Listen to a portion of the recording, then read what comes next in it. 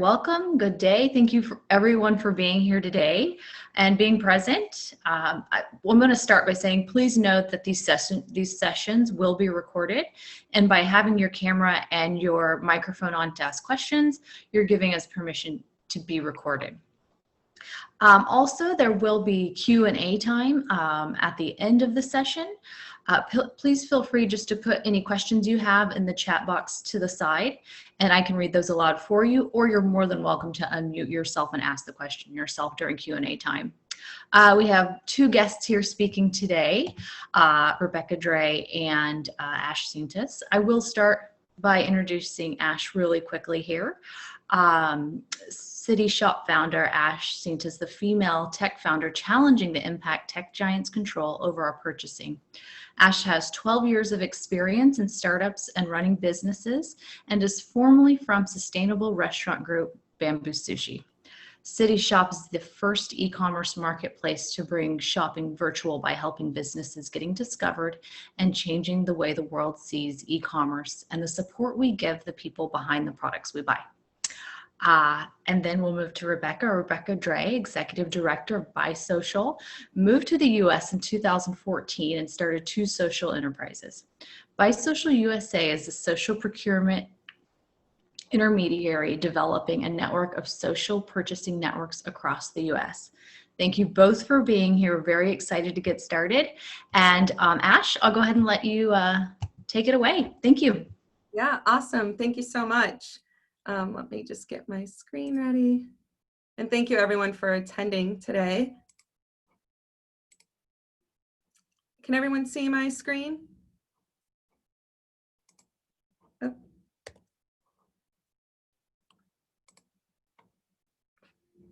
Awesome. Is it showing? Is it great? Good. Okay, awesome. Well, again, thank you so much. And thank you everyone for being here today. And thank you for Be Local for putting on this wonderful convention. It's so great to be able to bring everyone together and talk about what's really important to us. Here at City Shoppe, so we are a local e-commerce marketplace, allowing anybody to be able to shop locally in their favorite city from wherever they are. And the real roots of City Shoppe is helping small businesses being able to automate their businesses and be able to shop and sell online as easily as possible. So we're here today to talk about reimagining purchasing and how important it is for us as consumers and business owners to vote with our dollar. The current problem, as we can see, is we have little Godzilla big box retailer crushing small businesses. So if 2020 and the pandemic has brought anything to our attention, it's really about how as consumers we need to reevaluate where we spend our money and how it impacts our communities. As a business community, we also need to reevaluate the lack of resources that there are for small businesses and how they can survive against the growing tech and big box retailer monopolies. Right now, as we're all fully aware, is our economy is more vulnerable than ever. And you know, what does that look like? What is our current situation right now? Well, the pandemic has split the retail industry into two. So for a small business, they have to compete against 1.8 million, just in the United States alone, websites in order for them to be able to get discovered.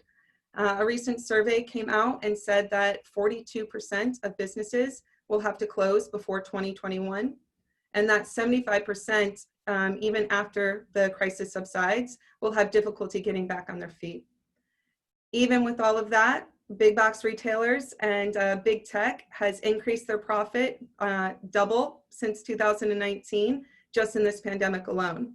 So while the big well-capitalized companies are being able to get richer and get more customers and grow their businesses, while thousands of local businesses are having to close. The divide between big and small really became apparent over the pandemic. But in reality, I think we all know that it's been happening long before that. Small businesses have been left out of institutional policy, they've been left out of financial resources, and they truly can't afford to compete against big box and big tech's pay-to-play business model. And so as consumers, we're filled, our social media and our email is filled with all of these ads that prioritize big boxes, price and convenience over small businesses without really talking about what's the actual cost of shopping on only them and versus helping out your local community. So what is the solution to this problem that has been increasing for a decade? Is for us as consumers to really rethink our purchasing process. Before we make a purchase, we really need to think about these 4 factors. And if we're a business owner, we should think about how we can use these factors that are important to a consumer when we're communicating with them. So the most important thing right now is a connection. Studies show that 40% of a consumer wants to buy from someone that they feel connected with and buy products that they know where it's made, how it was made, where it's coming from. They really want to feel that connection. So if we know that about the consumer and about the millennial generation, then how do we as a business support our own business to that connection through our brand values, but also support other businesses that have those shared same values? And as a consumer, how do we make sure that we find products that align with that? From a discoverability standpoint, this world makes it incredibly challenging. So for a consumer, we recommend to utilize platforms that highlight local small businesses. So there's a lot out there. City Shoppe is one of them. You have your organizations within Portland and within Seattle. B Corp gives a great recommendation of local businesses. And from a business standpoint, make sure that you're visible. Make sure that you're on these platforms, because the more visible we are, the easier it is for a consumer to build that connection with us, build that connection with our brand value, and then be able to make a purchase. The impact. So when we're going to buy something, especially coming up with this holiday season, really ask ourselves, what is the impact of the purchase I'm about to make? So is it bringing our community together? Is it building pride in the purchase decision that we're making? Is it supporting not only a local business, but is it improving their livelihood and our community and their community? And then with those 3 factors to really make that purchase in the end. And so how is connection, discovery, and the impact, how will it create an intentional connected experience versus a transactional one, which is kind of big tech and big box retailers false convincing us, is that what we need? We need a quick transaction versus just feeling more pride and connecting into what we're actually buying and being more of a conscious consumer. So if we know the decision steps to be able to change our purchasing habits, then what is the true value of our purchase? So how much are we worth? Which is a strange thing to think about or to ask, but as we all know, it's how every big tech sees us as a consumer. They don't see us as an individual person, they see us as a dollar sign. And they solely value us on how much they can get us to engage with them. So the more we spend, the more they dominate and the more they help each other to do so. And so currently, this year, Amazon has owned 70% of the Google shopping home good impressions, and they've owned over 50% of their apparel impressions, which apparel and home goods are 2 of the biggest categories for small businesses to be in. So they're dominating. They're dominating the search engine, which is right now the only search engine to be able to find purchases and find local businesses. Just in the next 2 months alone, each big box retailer, Amazon, from Old Navy Company to Nordstrom, Target, Facebook, they're going to spend over $100 million to market to each of us in order for us to buy our holiday gifts from them. So if you're a small business, how can you compete with that when they have hundreds of millions of dollars to make sure that they're where every consumer makes their purchase? And it's funny, as I'm sure you guys know too, that while they mask themselves as being a destination to find multitude of businesses, really they end up taking that data. Amazon is known for doing this, taking that data, finding out what products are the hot products, and then making their own private label products to sell to us. So not only do they try and push their own agenda, but then they're crushing businesses at the same time. At the end of the day, it's we as consumers who are continuing to allow this to be okay, and having them control our likes and our dislikes and our interest and our society as a whole. And it's because that's where all of our interest is going. It's forcing businesses to have to be on there and leaving them no other choice. So at some point, the betterment of people and society starts with us. It starts with us changing our purchasing habits and voting with our dollar. So the power to change is actually in our hands. So where we put our dollar, as we know, not only determines the fate of our local business, but it also determines the fate of our local economy. So the impact, if we all think about it, the more we continue to purchase on big box retailer sites and with big tech, we're destroying our own local economy. So can we really imagine Portland without the local apparel store on Northwest 23rd, the jewelry shop on Mississippi, or the ceramic store by the waterfront? Each of these local small businesses, they enrich our neighborhoods and they build our city culture, making us a hot travel destination and making us diverse and unique, and as a important part of our community. When we buy local, as we can see, we help fund our schools, our infrastructure, housing. It creates a ripple effect. So when we support a local business, they then pay payroll to their employees, and their employees go and put those dollars back into the community as well. It's actually been found that if 10% of our purchases from national change went to local businesses, we would create over a few $100 million back into our local economy and actually produce a few thousand jobs. So we can really see that those few dollars that we think we save with buying from a big box retailer actually holds more weight, and it helps the larger cost, which is the human and environmental cost. It is our social responsibility as a consumer to help bring back our communities and our local businesses after these unprecedented times. So every little change that we can make is actually going to have a big payoff. So our ask, our City Shop ask, and our Be Local ask is our purchasing habits are a choice. We are a community, and we want to encourage everyone that for this holiday season to just start local. So spend your dollars in the Pacific Northwest and support your local small businesses that are truly the heart of your city. If we start now, we can really change the future of small businesses, help them survive, and we're actually really help our local economy, which is really needed right now across the country, and also help bring back the connection to our community, which our society needs. There's multiple platforms, as I said. You can use City Shop, you can use Be Local, there's Seattle Good. There's a lot of great organizations that will give you a list to be able to shop from. And at the end of the day, if you've tried to shop local as best as possible and you can't find a product, we know big box is there. We know that they have options, but if we can at least just start local throughout this holiday season, we'll be able to make a big difference. From a business perspective, for all of our small business owners, we really encourage you to continue to be a human enterprise where we put people and businesses and their needs at the center of how we run our company and our operations and our strategies.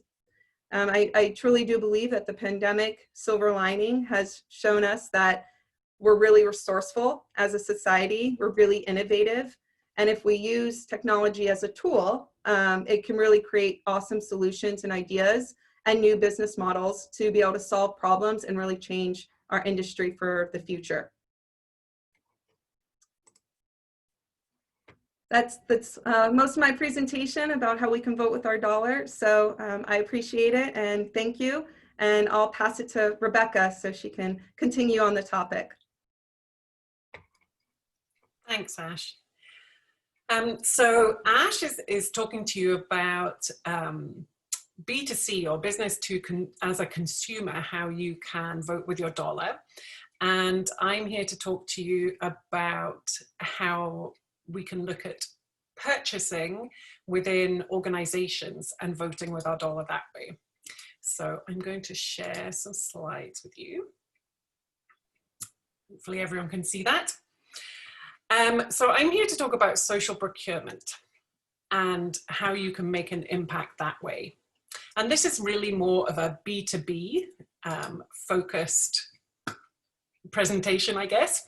So social procurement is about intentionally buying everyday goods and services for your organization from social enterprises. And we'll talk a bit about a social enterprise in a moment. But when you do that, it creates a ripple effect and an economic multiplier that enables your purchasing spend to create jobs, to create community regeneration, and to positively impact society and reduce the wealth gap.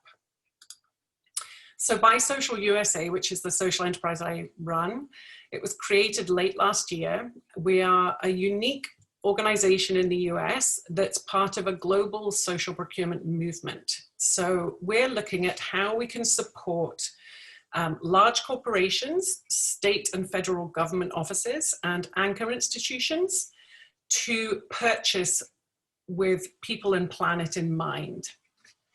And just as to show you the kind of impact that can have, of the 23 trillion US GDP, more than 37% of that is the spend of public tax dollars within state and federal government on goods and services. So that is a huge amount of money that if we can help direct it towards purchasing from social enterprise businesses, then we can create this unbelievable economic multiplier.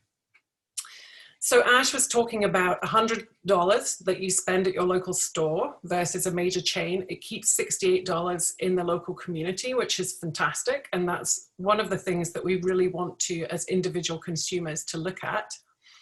A study in Canada showed us that for every $100 you spend with a social enterprise business, that same $100 created $450 of local spend and community impact and regeneration in the area.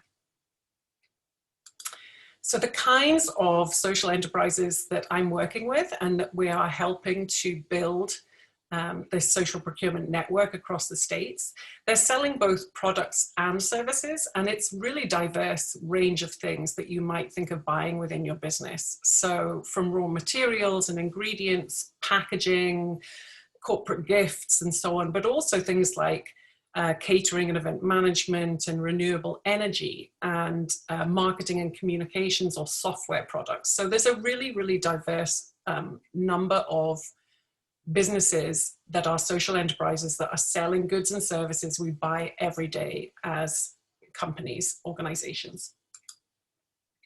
The way that we work within our organization is, first of all, we curate all of the sellers on a community platform called Good Market, which in itself is a social enterprise. And it offers free primary vetting and curation of the social impact sellers. Then we offer certification through the second social enterprise, Society Profits, which is specific to social enterprises. And then thirdly, Buy Social USA works with the buyers, so with the corporates or government organizations or institutional buyers, to help them source their goods and services from those social enterprises. And with the thought of the difference between one of the first questions I get asked is usually, what's the difference between a B Corp and a social enterprise? So this is hopefully a useful comparison of the two. But essentially, there are lots of similarities around B Corps and social enterprises, but so they're both set up to generate income through trading. They both have social or environmental purposes in mind. They both can demonstrate that their objectives are being achieved, and they can both be in any industry and geography. But a social enterprise is basically, if you want to become a certified social enterprise, you are a business that is committing more than 50% of your profit to environmental or social impact. And you're creating more than 50% of your income from trading. You also have an asset lock within your company so that the company can't be bought out and used for private profit purposes. And if you want to become a certified social enterprise, you would have to meet the criteria 100%. So in difference from being a certified B Corp, where you can have 40% and above scoring, and you're working towards many different things and improving in your company. A social enterprise is more a business that was set up originally to provide that environmental or social impact. But essentially, social procurement is about how companies can use the money that they're spending anyway on goods and services and use it to make amazing impact in our communities. And never has that been more important than the time that we're in right now with COVID, but also with all of the racial injustice and that we're seeing in our country, and people rising up and asking for things to be different. This is one of the ways in which you can massively impact your society. So we left plenty of time for questions in case people wanted to ask us about any of the concepts that we're talking about. Does anybody have questions about the things that we've presented so far? I see lots of people with not screen sharing.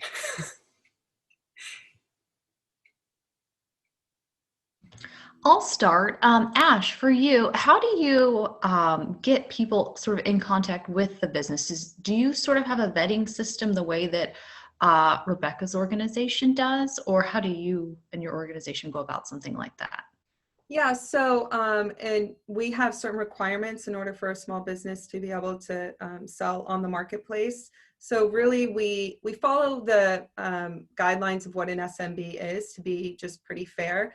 And we try and tailor it where they're, most of them are too small to really make an impact on the larger marketplaces such as Amazon, but they're too big to kind of be on Etsy, which is more of an arts and crafts platform. So we start the conversation about if they fit into those requirements from a production standpoint, really, because our objective is to help them grow their exposure and grow their sales. So we want to be able to set them up for success and be able to make sure that, they are manufacturing, they do have a good amount of products and aren't going to be hurt or have to put things out of stock if we, expose them to the rest of the country.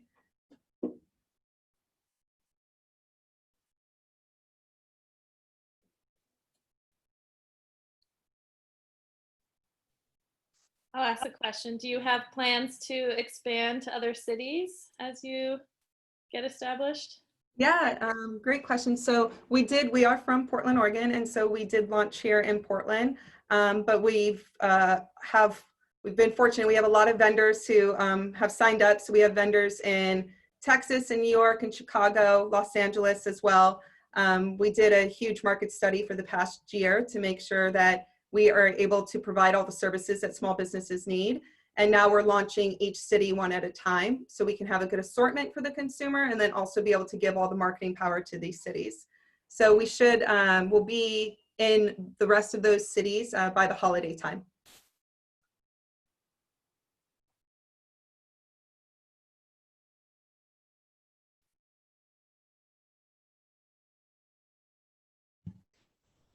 And remember, you can put your questions in the chat. Folks, we'll take a few more minutes, but again, if you do have any questions, feel free to do that. I have a question for Rebecca. Do you have any advice so I'm working in a much smaller, like 17-person company, buying for small to medium businesses, and we always want to try to procure things from our vendors that we trust, but sometimes we have to rush things through Amazon. How do you convince the really large institutions like hospitals and those bigger organizations, you don't get to have things right away, like you have to, or you have this option, it's going to be more expensive, it's going to be slower, but it's going to be better for everyone in the long run? What's sort of that convincing notes? Sure.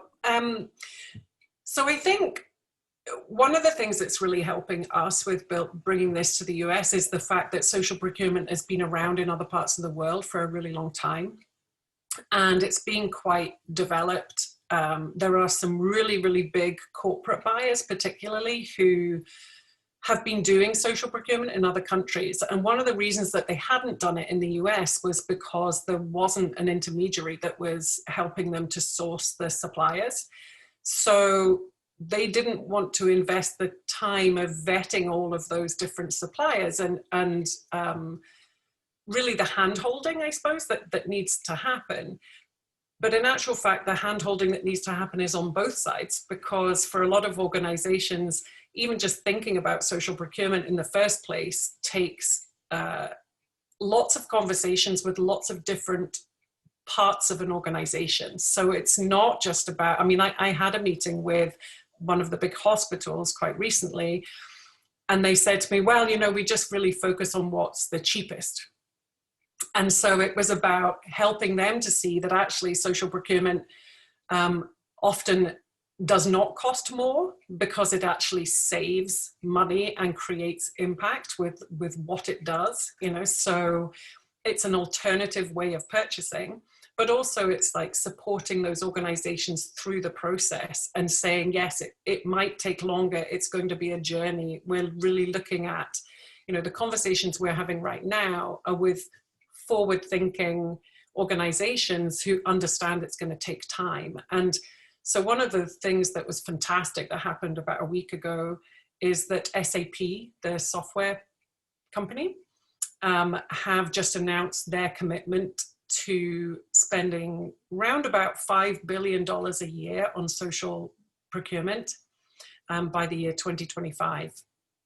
And they're doing that already in other countries, but they're really knowledgeable about the process of social procurement and how long it takes, and how you have to be offering lots of things to the buyer, to the seller, sorry, in order to help them to get procurement ready. So maybe giving them a 5-year contract so that they could scale up their operation over time or something like that. So there's lots of, because there's a thriving social procurement community outside of the US, that's really helping us with having those conversations with the buyers in order to get them to be patient and to understand what this process looks like, and that it's going to take time in the US as well.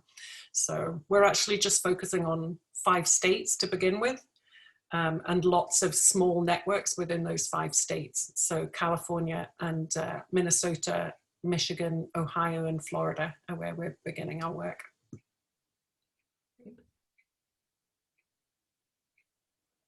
We've got a question here in the chat. Question for both of you all. Any suggestions for a smaller company more than, in the process of becoming a B Corp and beginning to focus on evaluating our supply chain and expectations? Yeah, I think I can help answer this a bit. When I was a part of Sustainable Restaurant Group, which is a B Corp, I oversaw the B Corp submittal process and worked with the team. While we're a little bit bigger, we did have a corporate team of under 20. And something that we constantly did to evaluate during the certification process, and also as a company, we would download the entire questionnaire and then of course divide it as best possible between whoever runs whatever department. But when it came to the supply chain side, which is I feel the most important, and it's the hardest actually, for even with Sustainable Restaurant Group being fully sustainable sourcing, keeping up to date with that was difficult, was starting off small. And from memory, I think one of the ones that was I guess the most impactful that helped us get other certifications was a certified supplier verification. And so just putting that one sheet together as a company, saying that these are our standards for suppliers that we will use, and following that, and then bringing on those suppliers to kind of help get those other points. And then we talked with the B Corp community and really asked them how they did it. And we had a lot of resources to be able to find out what's a scalable way of doing it. And also, depending on whatever industry you're in, I'm not sure if you're in retail or food and beverage, but that was super helpful, is using the community to help food and beverage. Yeah. So I would say that starting off with from a supply chain perspective, talking to other vendors who are B Corp certified already, and starting off with what is your certified supply chain program, and then going off of that, if that's helpful. Yeah, and sorry, I was just going to say, I would add to that you know, sourcing through organizations like Good Market, which I think, you know, has these like minimum standards that you have to meet in order to be a seller, I think is really helpful. And certainly it was built out in Asia originally, but it's really growing across the US now. And we're doing a piece of partnership work with the Better Business Bureau to look at whether or not they could integrate the BBB for Good program that they're working on into the Good Market platform as well. So that's another way of finding like vetted suppliers in your, to put them into your supply chain. I have a question. I'm curious if in the social procurement networks or just trying to time to like budgeting cycles, if there are any like key dates or campaigns that have been effective to rally like B2B companies collectively around. So we just had the Social Enterprise World Forum, which was about 2 weeks ago now, I think 3 weeks ago maybe.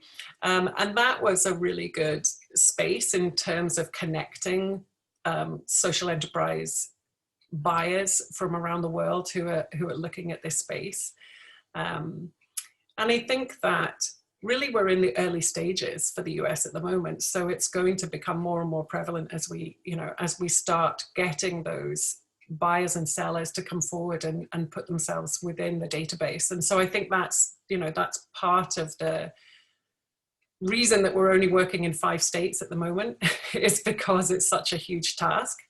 And, but yeah, looking at different ways in which the buyers can come together and learn from other places, because that's often a question I get asked really early is, show me how this has an impact in the US, and that's hard to show when there isn't a lot of research around social procurement in the US yet.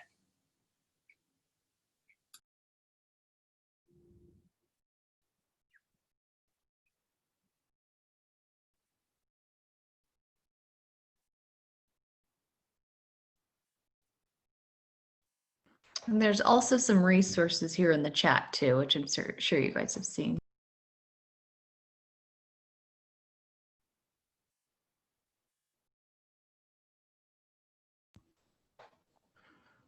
Well, do we have any more questions? Feeling good? Ready to take on, yeah, small business, big business, take on the world? Well, folks, thank you everyone for being here. And Ash, thank you for giving us sort of those bite-sized actionable items that we can do now.